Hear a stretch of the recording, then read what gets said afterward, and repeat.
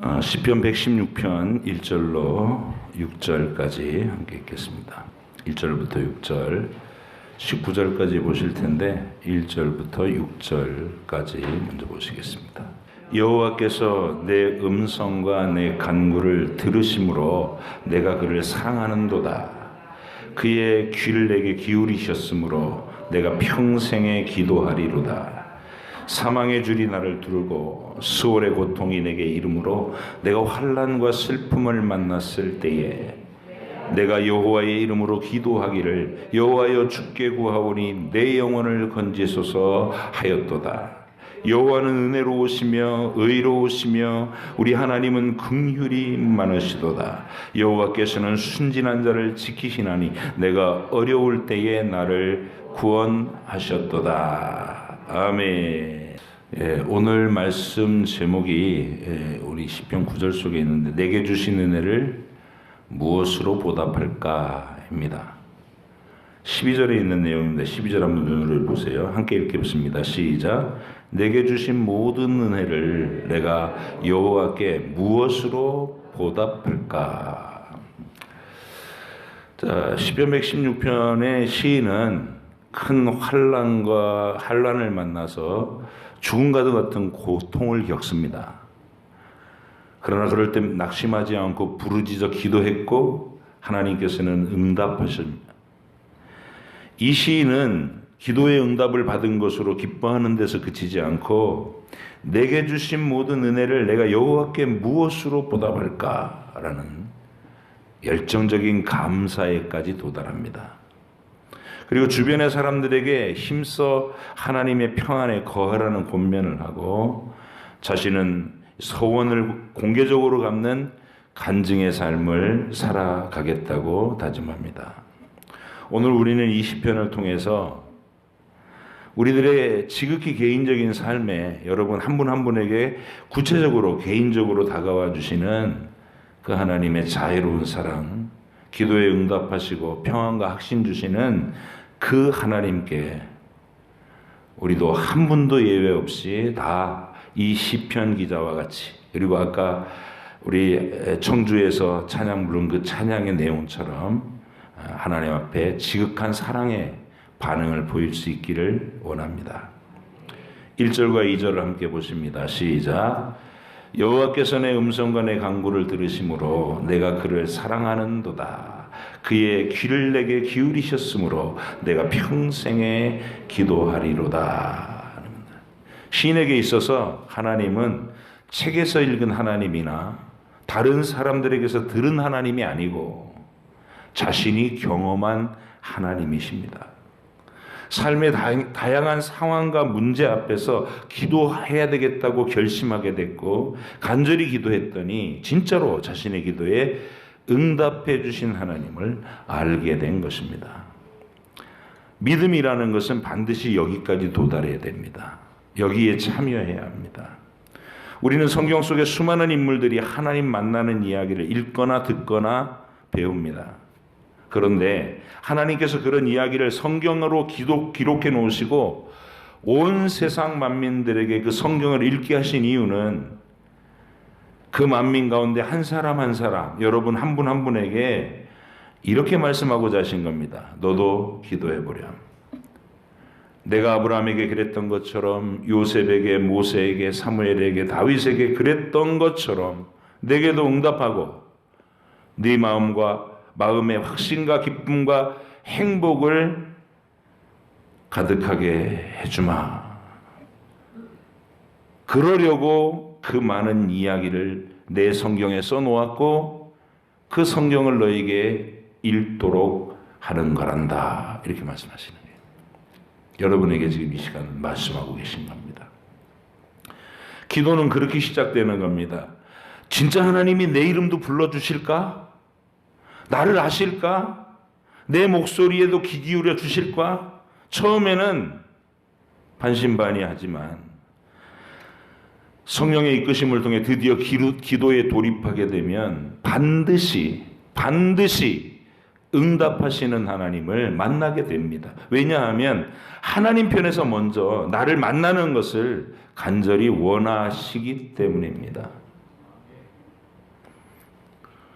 예레미야서 29장 11절로 13절이 여러분에게 해주신 말씀입니다. 여호와의 말씀이니라. 너희를 향한 나의 생각을 내가 아나니 평안이요 재앙이 아니니라. 너희에게 미래와 희망을 주려는 것이니라. 너희가 내게 부르짖으며 내게 와서 기도하면 내가 너희들의 기도를 들을 것이요 너희가 온 마음으로 나를 구하면 나를 찾을 것이요 나를 만나리라. 하나님 편에서 먼저 간절하셔요. 처음이 어렵지 한 번, 두 번 그렇게 하나님을 만나는 경험을 하게 되면 우리도 이 시편의 시인과 똑같은 마음이 돼서 외칠 수 있게 되는 겁니다. 여호와께서 내 음성과 내 간구를 들으심으로 내가 그를 사랑하는도다. 그의 귀를 내게 기울이셨으므로 내 기도를 들으셨으므로 내가 평생에 기도하리로다. 이어서 시인은 자신이 언제 어떻게 하나님을 만난 경험을 했었는지를 간증하기 시작합니다. 3절로 4절입니다. 시작. 사망의 줄이 나를 두르고 수월의 고통이 내게 이름으로 내가 환난과 슬픔을 만났을 때에 내가 여호와의 이름으로 기도하기를 여호와여 주께 구하오니 내 영혼을 건지소서 하였도다. 사망의 줄이 나를 둘렀다라는 말은 죽을 지경에 처했다는 뜻입니다. 수월의 고통이 내게 이르렀다는 말은 수월도 죽은 세계를 얘기하니까 죽음의 고통이 자신을 짓눌렀다는 뜻입니다. 시인은 그런 환난과 슬픔을 만났을 때에 하나님의 이름을 불러 기도했다고 합니다. 여호와여 주께 구하오니 내 영혼을 건지소서. 살려주세요 하나님. 이렇게 외쳤다는 겁니다. 누구든지 처음 교회 나올 때에는 아직 다른 사람들에게서 들은 하나님만 알게 됩니다. 내가 만난 적은 아직 없어요. 성경을 읽고 예배 시간에 설교를 통해서 반복적으로 그 하나님을 듣게 됩니다. 그러면 기억되게 되죠. 환난 날에 기도하면 만나 주시겠다는 하나님의 말씀을 수없이 듣게 됩니다. 그러라고 그 말씀을 기록해 놓으신 거니까요. 시편 50편 15절에 이렇게 말씀하십니다. 환난 날에 나를 부르라. 내가 너를 건지리니 네가 나를 영화롭게 하리로다. 한마디로 하나님의 간절하신 마음이 표현되어 있습니다. 말씀을 들었어도 내 생활이 편안하고 즐거우면 그냥 그러려니 합니다.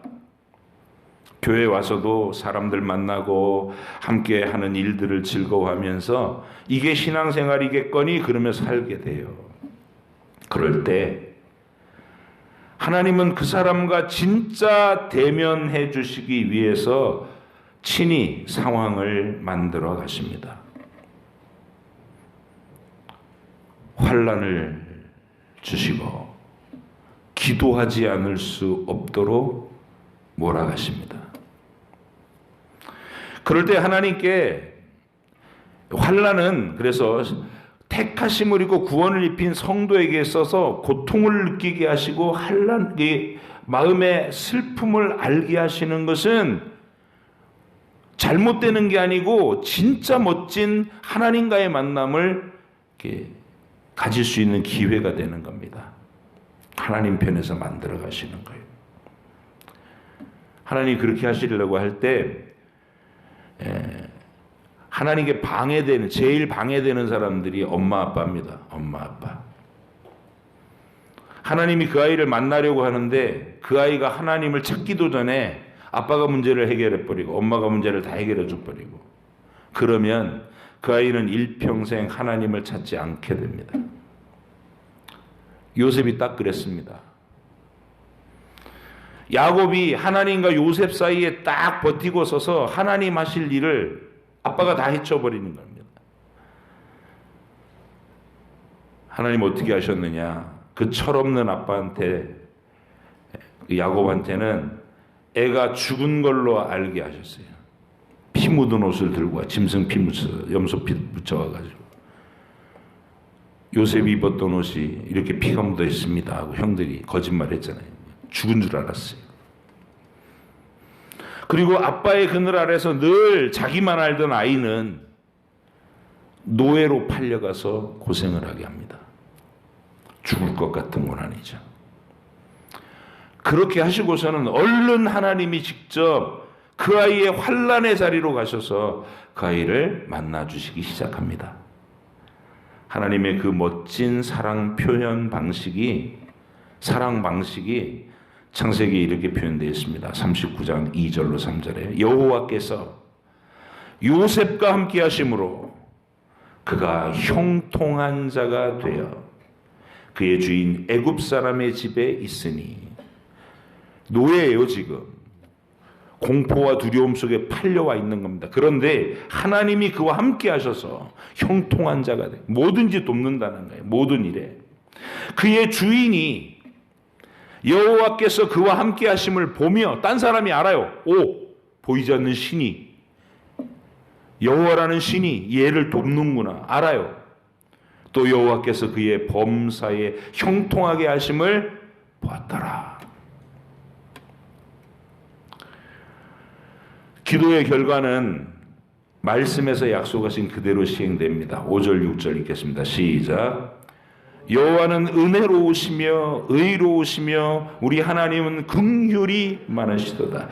여호와께서는 순진한 자를 지키시나니 내가 어려울 때에 나를 구원하셨도다. 내가 경험한 거예요. 드디어 요셉처럼. 여기 하나님이 계셨구나. 난 지금 문제가 있으면 아빠 하고 뛰어갔는데 그 아빠보다도 훨씬 더 강하고 크시고 위대하신 분이 나를 보호하시는구나 알게 됐다는 거예요. 6절에 순진한 자라는 말은 우리말로는 마음이 순수한 어린 사람을 지칭할 때 잘 쓰는 말입니다. 순진한 사람. 하지만 원문의 그 단어는 경험도 없고 지식도 충분치 않아서 연약한 자를 말하는 겁니다. 약한 자를 말하는 거예요. 순진한 자가 아니라 약한 자. 우리가 환난을 당할 때 우리는 무엇을 어찌해야 될지 모르는 아이와 같아집니다. 그래서 하나님께 간절하게 울부짖는 상태가 자연스럽게 되죠. 살려주세요. 그렇게 부르짖을 때 하나님은 기다렸다는 듯이 응답하시면서 우리를 만나주시는 겁니다. 성경 속 모든 인물이 그랬고 역사 속의 모든 믿음 좋은 성도들이 다 이렇게 해서 하나님을 만난 겁니다. 여러분도 예외가 아닌 것이죠. 하나님께서 기도하게 만드셨으면 반드시 응답해서 만나주시는 거니까 마음이 괴로울 땐 당황하지 마시고 기도를 시작하시기 바랍니다. 그 순간이 바로 하나님을 만날 가장 멋진 시간인 것입니다. 이제 그렇게 하나님을 경험하는 행복한 성도는 자신이 누리는 그 행복을 고백합니다. 7절로 11절입니다. 시작. 내 영혼아 내 평안함에 돌아갈지어다. 여호와께서 너를 후대하심이로다. 주께서 내 영혼을 사망에서 내 눈을 눈물에서 내 발을 넘어짐에서 건지셨나이다. 내가 생명이 있는 땅에서 여호와 앞에 행하리로다. 내가 크게 고통을 당하였다고 말할 때에도 나는 믿었도다. 내가 놀라서 이르기를 모든 사람이 거짓말쟁이라 하였도다. 흥분된, 행복해서 어쩔 줄 모르는 느낌인 거예요. 하나님을 알게 된 그 시인은 그 이전과는 자신이 확연히 달라졌다는 것을 느낍니다. 7절, 평안이 자신 속에 들어와 있다는 거예요. 더 이상 불안하지 않습니다. 사람들은 다 불안해하면서 삽니다. 그런데 하나님을 제대로 만난 사람은 더 이상 불안하지 않아요. 왜냐하면 하나님께서, 전능하신 하나님께서 자기를 사랑해 주신다는 그 사실을 이미 경험했기 때문입니다.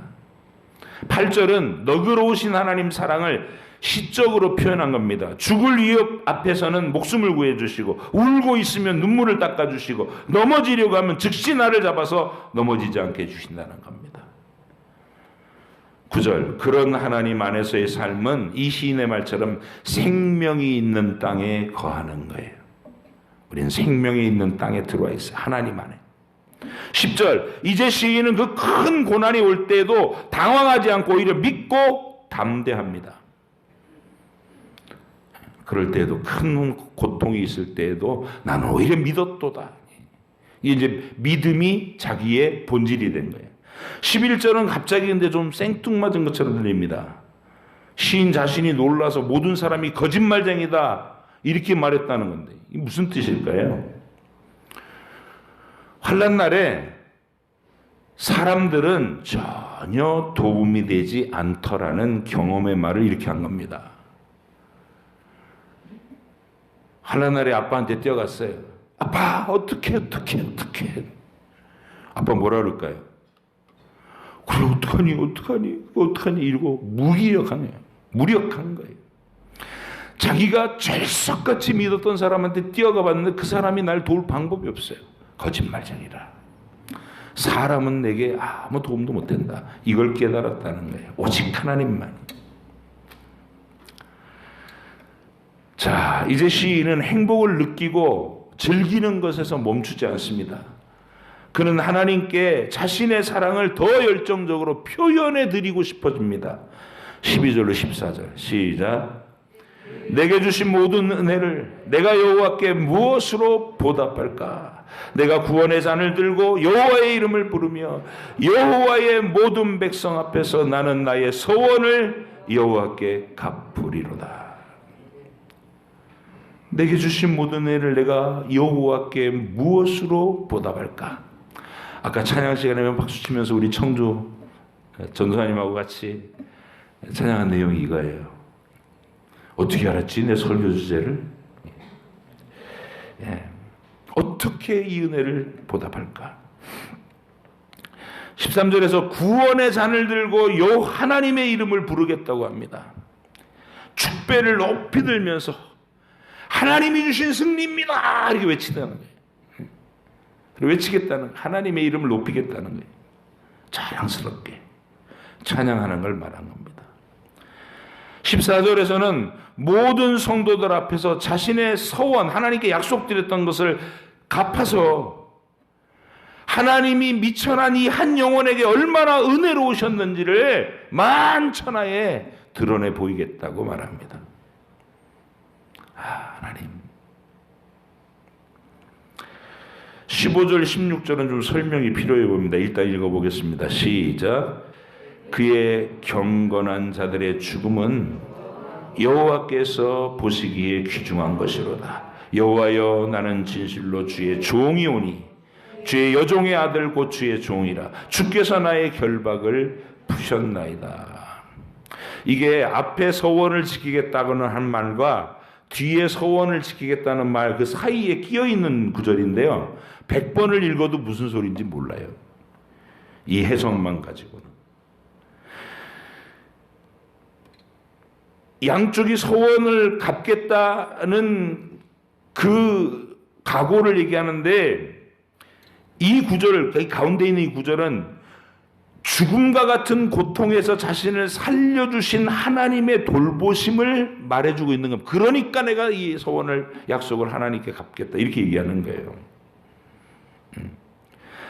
그 서원을 갚는 것으로 내 생명을 살려주신 하나님께 그 은혜에 보답을 하겠다는 거예요. 반응하겠다는 거예요. 근데 이 말은 이중적인 두 가지의 뜻을 다 담고 싶어서 이렇게 표현한 겁니다. 먼저는 하나님께서 성도의 생명을 귀중하게 보시기 때문에 죽음의 위험에서 건져주신다는 뜻이 들어있습니다. 동시에 성도의 죽음까지도 귀중하게 보시기 때문에 나는 하나님이 귀중히 여겨주신다면 죽는 것도 두렵지 않다. 그 뜻까지 집어넣은 거예요. 두 가지의 뜻을 동시에 표현하기 위해서 말을 이렇게 한 겁니다. 자, 두 가지 뜻을 생각해 보면 한 번 더 읽어봐요. 시작. 그의 경건한 자들의 죽음은 여호와께서 보시기에 귀중한 것이로다. 여호와여 나는 진실로 주의 종이여 주의 여종의 아들 곧 주의 종이라. 주께서 나의 결박을 푸셨나이다. 멋지죠? 두 가지를 동시에 얘기하는 게. 근데 이 고백은 딱 일치되는 또 장면이 있어요. 성경 속에. 희한하게도 우리 다니엘의 세 친구가 느부갓네살의 위협 앞에서 한 말이 똑같아요. 한번 들어보세요. 다니엘서 3장 17절에 이렇게 되어 있어요. 왕이여 이 신상에게 절하지 않으면 풀무 속에 활활 타는 불 속에 집어 던지겠다, 이렇게 위협하는 왕이에요.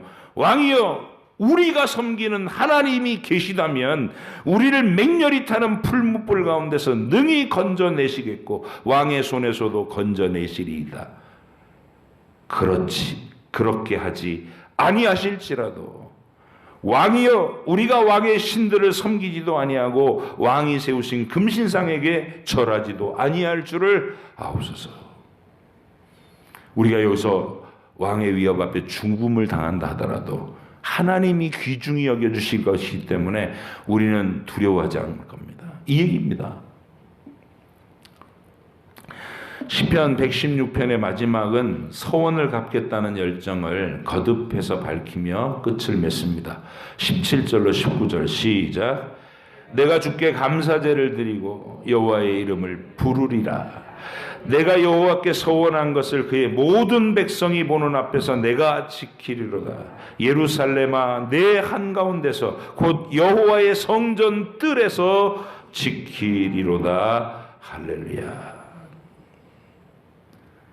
하나님께 은혜 받고 하나님 만난 기쁨이 있으면 교회에 와서 표를 내야 된다. 간증을 하고. 예배 시간에, 지난주까지는 예배 시간에 핸드폰만 만지작거렸는데 하나님을 만난 사람은 예배 시간에 핸드폰 안 만져요.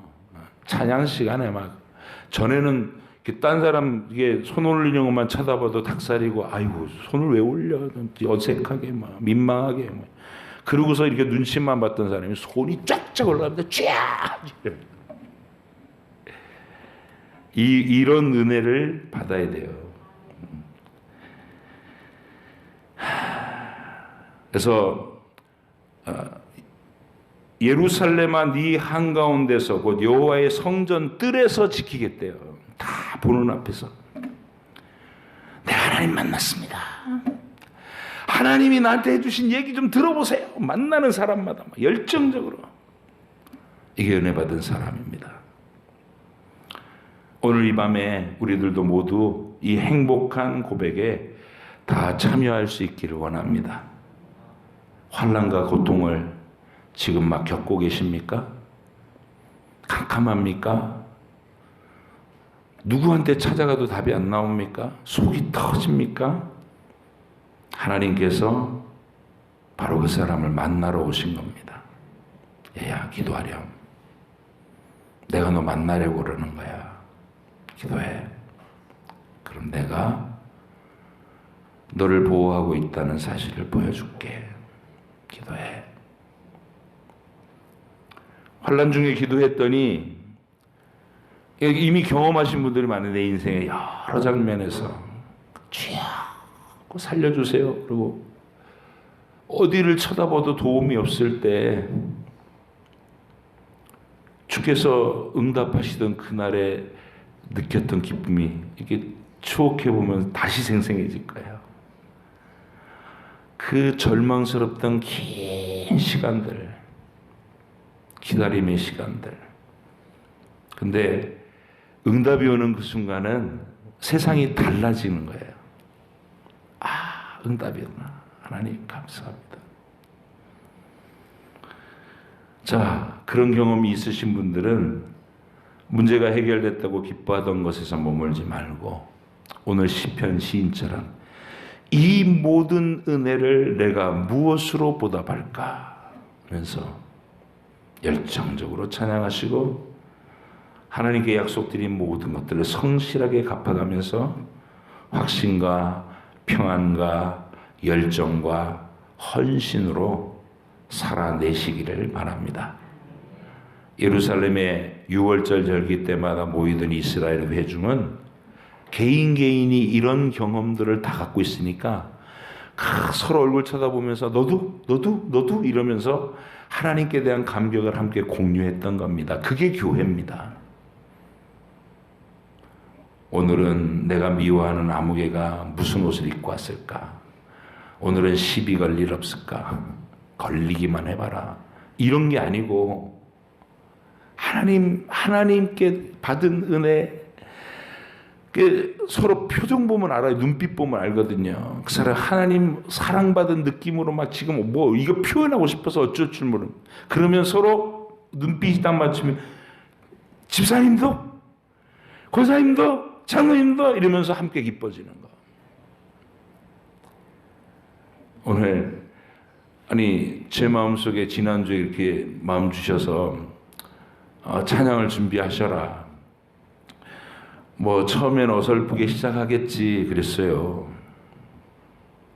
근데 수요일 날도 너무 좋았고 우리 조영래 집사님 찬양 성실하게 인도하시는 거 좋았고 오늘 한 8시 7시 40분쯤에 여기 이게 본당에 올라왔는데 전도사님 막 열정적으로 찬양 인도하고 있고 옆에 아이들 목소리 크게 내고 있고 얘나는 막 드럼 치고 있고 우와 이게 뭐야 그랬어요. 그리고 여러분 어때요? 설교 듣고 나니까 오늘 찬양했던 주제 자체가 똑같죠? 이 성령님이 하신 일이라는 거예요. 우리가 약속하지 않았거든. 야 설교 이렇게 준비할 거니까 넌 찬양 이렇게 준비해라 이런 거 없었어요. 우리는 자명해졌습니다. 여러분 한 분 한 분을 하나님이 이렇게 만나기를 원하십니다.